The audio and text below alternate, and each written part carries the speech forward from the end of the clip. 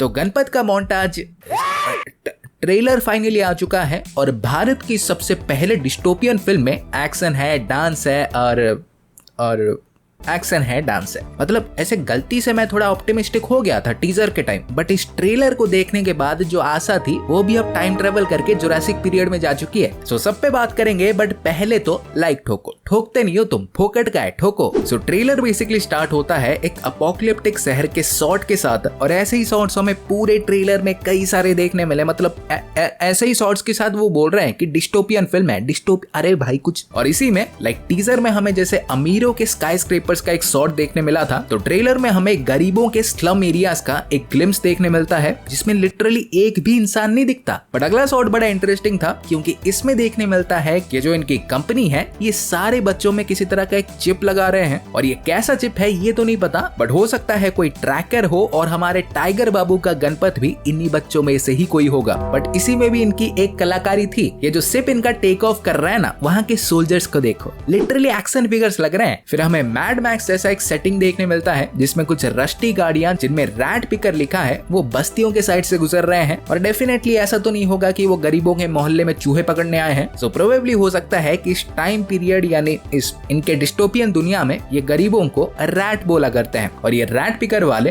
Probably बस्ती वालों को उठाने आए हैं। और इसी में हमें एक आवाज भी सुनने मिलती है कि एक ऐसा योद्धा पैदा होगा जो कि ओमनीशेंट, ओमनीपोटेंट, सारे के सारे ओमनी होने के साथ साथ ये गरीबों और अमीरों के बीच वो दीवार उड़ाएगा, दीवार हटाएगा। और हाईलाइट करके बोला गया कि इनका मसीहा मरेगा नहीं, सिर्फ मारेगा, और वो होंगे लेडीज एंड जेंटलमैन हमारे गुड्डू। फिर आगे हमें गुड्डू के बहुत ही अचंभित करने वाले फाइटिंग शॉट्स देखने मिलते हैं। ये बच्चा लाद के मारता है, मोमो खा के मारता है, सिगरेट फूंक के मारता है, लपटे जला के मारता है, पट्टी बांध के मारता है। बेसिकली यहाँ कवि बोलना चाहते हैं कि हमारे मेन कैरेक्टर को कूदाकूदी करके लात मारना आता है। फिर हमें फिल्म की मेन लीड एक्ट्रेस देखने मिलती है कृति सैनन, जो कि सेम ऐसे लड़ाई करने में पूरी तरह से माहिर है, बट इनकी सुपर पावर से गरीबों के मोहल्ले में एक पहिए पे गाड़ी चलाना और घुमा के नमचक्स मारना, जो कि वो आगे के शॉट्स में गरीब बच्चों को सिखाती भी है। तो यहाँ तक तुम्हें ये तो पता चल ही चुका होगा, व्हीली करती है, नमचक्स मारती है तो नारी सब पे भारी है, बट नहीं, क्योंकि अगले शॉट्स में गुंडे आते हैं और इन्हें उठा के ले जाते हैं।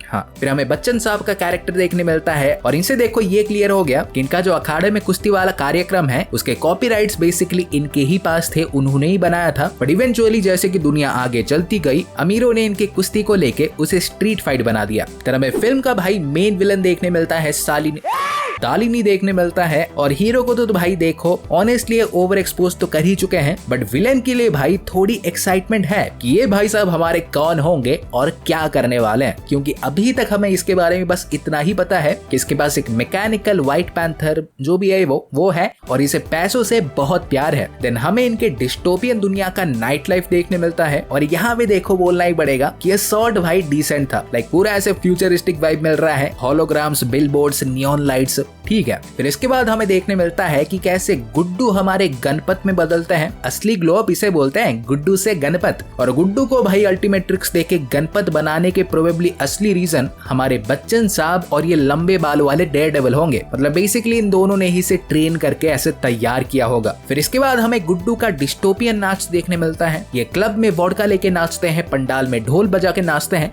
वर्सेटैलिटी भाई यहीं पे है, यहीं पे।